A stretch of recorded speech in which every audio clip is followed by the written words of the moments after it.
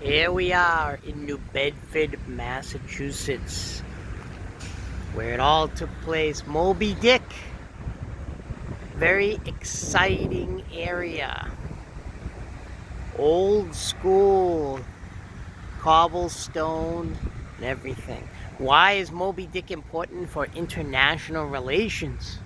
Well, it has to do with expansionism. The idea that you can still, when Ishmael, call me Ishmael, was essentially looking for the big, ugly whale, Moby Dick. It symbolized man and woman's expansion and its ultimate failure. Do states expand? Do they overexpand like Russia now and the Ukraine? The United States in Latin America, Iraq, Afghanistan?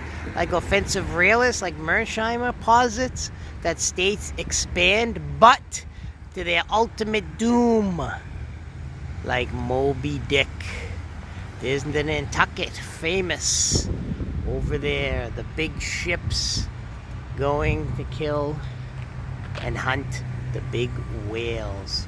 Also has to do with human nature, obsession, the irrationality of people. So people aren't 100% rational.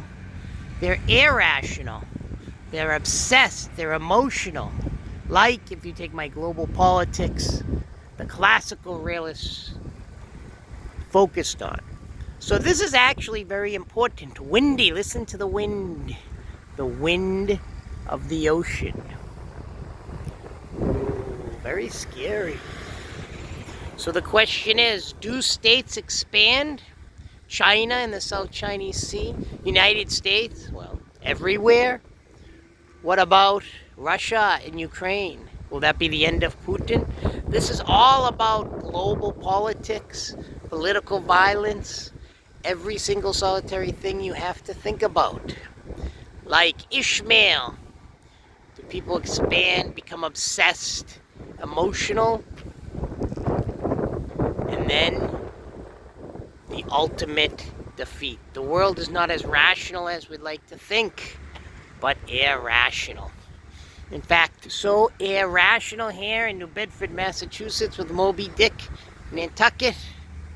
I think I'm going to take a quick swim in this harbor. Ooh, the harbor's disgusting. I wouldn't drink that water. Take care, everyone. Coming from New Bedford, Massachusetts.